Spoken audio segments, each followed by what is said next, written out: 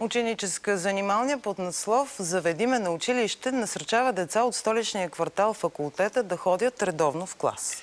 Инициативата цели да повиши нивото на образование сред ромската общност у нас. Историята разказват Мария Аладжова и операторът Любен Кацаров.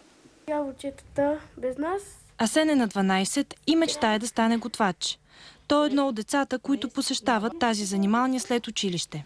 Трябва да си сбъднеш мечтите, за да се научиш, да си намериш работа и за други цели в живота. Инициативата се финансира от дарителски средства, част от които осигуряват финландската църква Уси Песола и Българска хранителна банка. Разходите по проекта възлизат на 2200 лева месечно.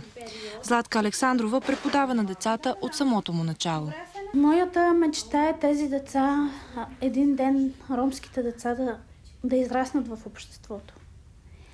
Не да казват, ето циганите се ожениха пак малки, натрупаха 5-6 деца. Според Петромир Кънчев, основател на "Заведи ме на училище", образованието е единственият начин да бъде интегрирана ромската общност у нас.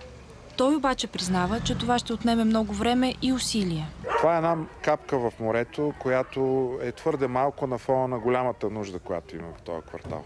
Това са хиляди деца, които не ходят на училище. По данни на Националния статистически институт, през учебната 2012-2013 година над 11 000 деца между 1 и 8 клас са напуснали училище.